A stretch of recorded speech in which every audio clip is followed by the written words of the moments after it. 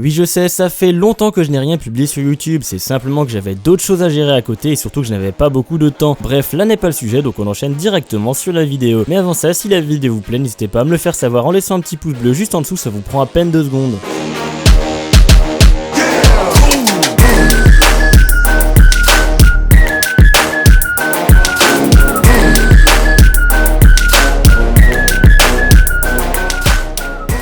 Aujourd'hui, on va donc parler d'une caméra minuscule qui vient tout droit de chez Sony et qui est disponible depuis fin 2017. Attention à ne pas confondre cette caméra avec une action cam, ce n'est pas parce qu'elle est bien plus petite qu'une GoPro que son utilisation en est la même. Ici, il s'agit bel et bien d'un appareil photo ultra compact et vous allez le voir dans cette vidéo, malgré sa très petite taille, cette RX0 est capable de capturer des images de très bonne qualité. Toutes les vidéos que vous pourrez voir ont été filmées avec la RX0, excepté les plans où on voit la RX0 évidemment. On va tout d'abord s'attarder sur le design extérieur de cette caméra qui, encore une fois, est similaire à celui d'une action cam de par son faible nombre de boutons et son minuscule écran. En effet, la caméra dispose de 2 boutons sur le dessus et de 6 autres à l'arrière disposés en bas et à droite de l'écran LCD de 3,8 cm à peine. Pendant qu'on parle de taille, cette caméra mesure 6 cm de long pour 4 cm de haut et enfin 3 cm de profondeur, ce qui est vraiment très petit. Le corps de la caméra est entièrement en métal excepté la face avant qui elle est équipée d'une plaque en verre, le tout pour un poids total de 110 grammes. 2 trappes sont situées derrière et sur la droite de la caméra. En ouvrant la porte latérale, on tombe directement sur la batterie amovible qui elle aussi est vraiment très petite. Autrement, derrière la porte arrière, on retrouve un emplacement pour une carte mémoire. Il est possible d'utiliser une carte mémoristique micro M2 ou bien une carte micro SD et ce jusqu'à maximum 128 Go. À côté, on retrouve une prise micro HDMI ainsi qu'une prise micro USB. Enfin, une prise jack 3.5 est située juste en dessous de tout ça et c'est vraiment un très gros plus de pouvoir brancher n'importe quel micro sans avoir besoin de se trimballer un adaptateur supplémentaire. Et pour finir, sur le dessous, on retrouve un pas de vis universel, un quart pour fixer la caméra n'importe où, que ce soit un trépied, un stabilisateur, vous pourrez la fixer là où vous le souhaitez. La caméra est étant jusqu'à 10 mètres sans caisson de protection additionnelle, on reparlera d'ailleurs des accessoires juste après et elle résiste au choc jusqu'à 2 mètres de haut et à l'écrasement jusqu'à 200 kg. On passe maintenant sans plus attendre à la partie vidéo et photo de cette RX0. La caméra est équipée d'un capteur Exmor RS de 1 pouce de 15,3 mégapixels, ce qui est un très bon point pour une caméra de cette taille. Devant ce dernier, on retrouve un objectif Zeiss de 24 mm équivalent 35 mm avec une ouverture f4.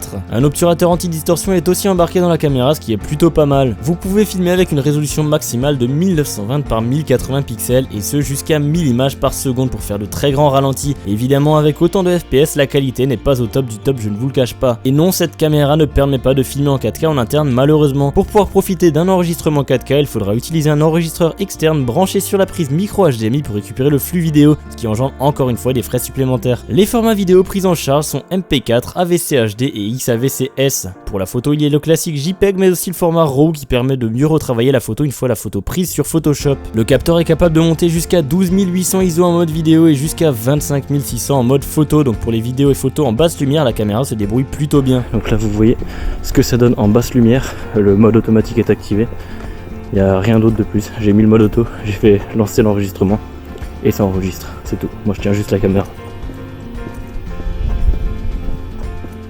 Il est possible de filmer dans différents profils d'image, notamment le format S-Log2 qui est un profil flat capable d'enregistrer une plus grande plage dynamique afin de retravailler les couleurs plus en détail lors du montage. Différents modes de vidéo sont disponibles, parmi lesquels se trouve un mode totalement automatique si vous ne savez pas trop quoi bidouiller. Il vous suffit alors simplement d'allumer la caméra, de cliquer sur le bouton pour enregistrer et la caméra va tout faire toute seule sans vous ayez rien d'autre à faire. Car des paramètres, il y en a vraiment une flopée, il y a énormément de pages et de sous-pages dans lesquelles se trouvent encore des menus et des sous-menus. Bref, c'est pas évident de s'y retrouver comme vous pouvez le voir actuellement à l'écran. La capture audio se fait sinon par l'avant de la caméra grâce à 2 microphones stéréo si aucun autre micro n'est branché en jack et la qualité audio est plutôt satisfaisante.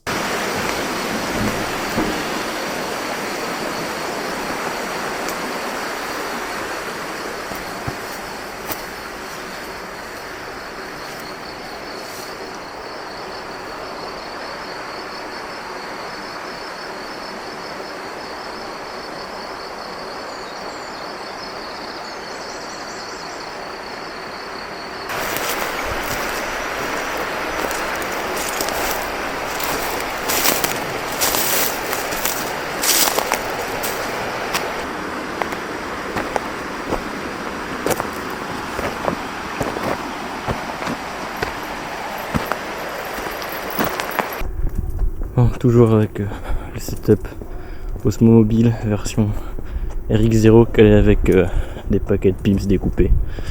Voilà. Le micro toujours d'origine, bon il n'est pas vers moi parce que je suis derrière la caméra. Je tiens le Osmo à l'envers. Voilà. Bon. Je passe vraiment pour un débile avec mes paquets de gâteaux attachés à l'Osmo.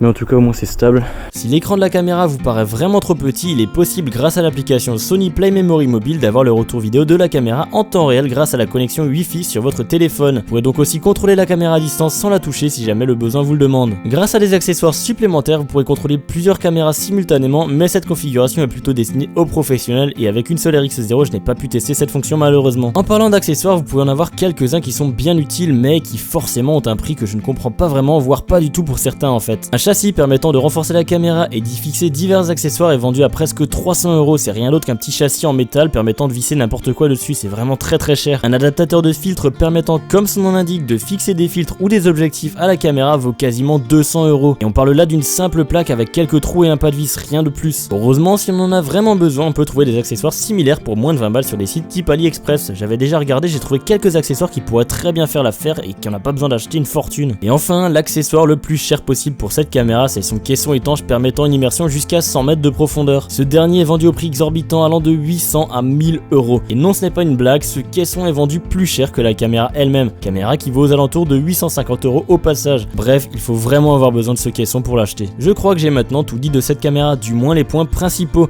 Le but de cette vidéo n'est pas de durer 3 heures mais simplement de présenter rapidement la caméra. Si vous êtes intéressé d'ailleurs par son achat, je vous mets en description le lien du site Studio Sport qui est un partenaire de la chaîne. Mais sachez que cette vidéo n'est pas une vidéo sponsor, ni même un partenariat avec qui que ce soit, c'est mon propre choix de les placer en description et pas un autre car je trouve leur style vraiment sympa et j'ai de bons contacts avec le responsable marketing de chez eux. N'hésitez donc pas comme dit en début de vidéo à laisser un petit pouce bleu et à donner votre avis en commentaire, vous pouvez aussi vous abonner à ma chaîne YouTube, partager ma vidéo ou encore me suivre sur mes réseaux sociaux qui se trouvent en description. Moi je vous dis merci d'avoir regardé la vidéo et à la prochaine, ciao.